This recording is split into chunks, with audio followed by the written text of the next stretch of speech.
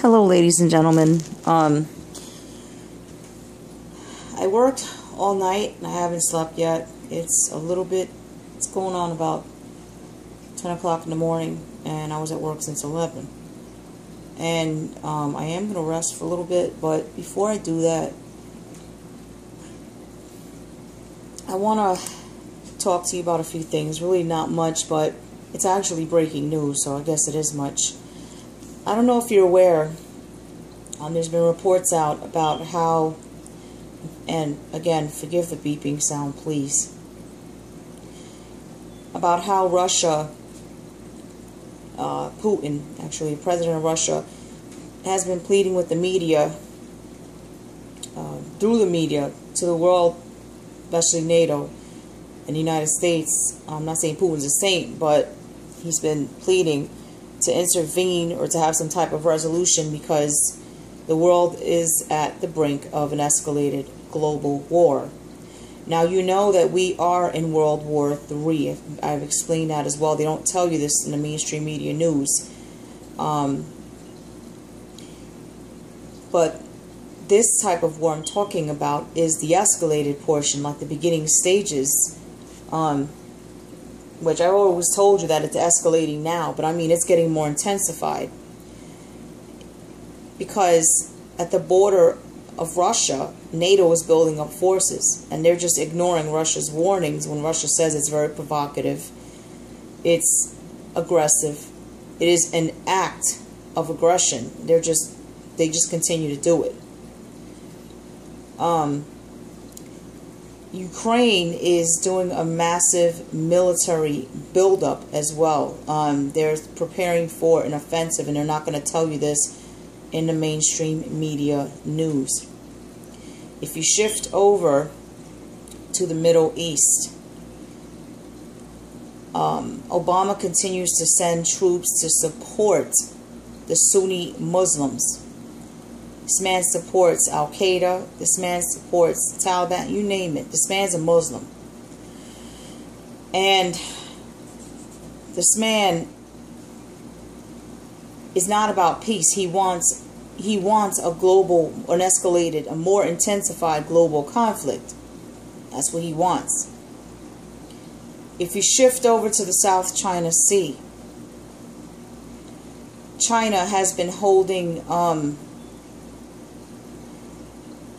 they're holding like this massive drill. And I believe that they declared a no-fly zone, even a no-sail zone, that there's not supposed to be any type of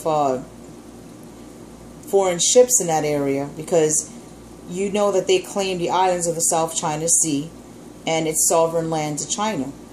Now, I'm not going to take a side on that, but you all know that the U.S. is always the aggressor. The U.S. is hated by most nations, every nation.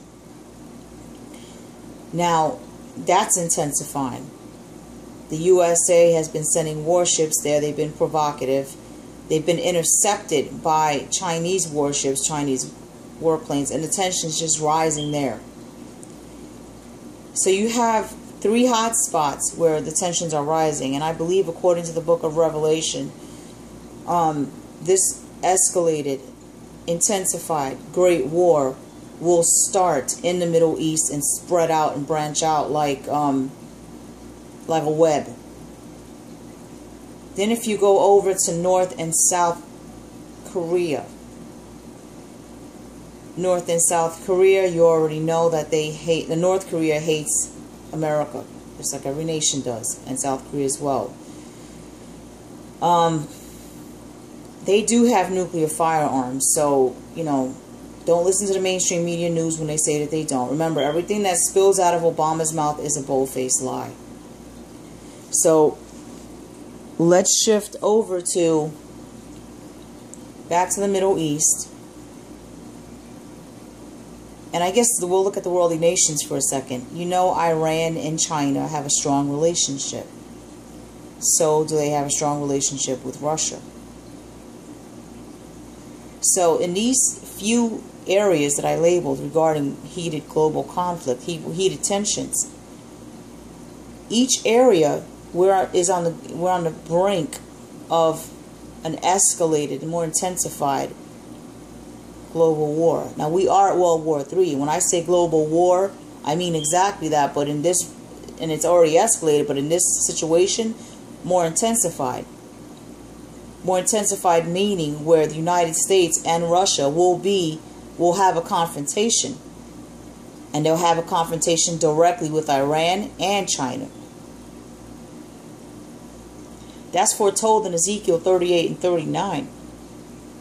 Now, a lot of brothers and sisters in Christ are sending me emails that they're getting visions and dreams about war with China, Russia, and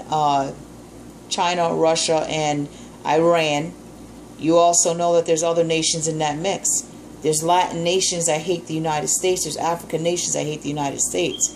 Ethiopia is a good example. Now, Venezuela, Mexico.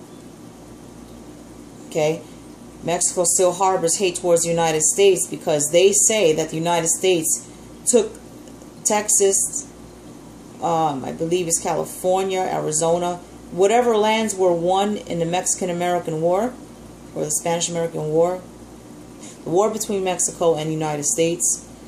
They say the United States took it, and I believe that. The United States is not a saint at all. Neither are these other nations. But conflict is arising everywhere. Now that's nothing. I mean, it's still something. It's bad. There's more.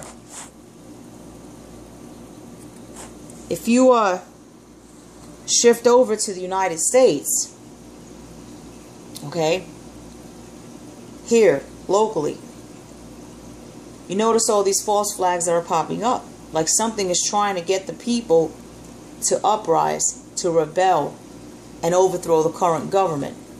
Or to cause like a civil war. And again, in an attempt to overthrow the government. So what happens if a civil war happens, or if there's a lot of rioting, a lot of civil unrest? Martial war is declared. When martial war is declared, the 22nd Amendment, which I believe it is implemented. Which, for those of you that do not know, is supposed to give the president complete power over everything.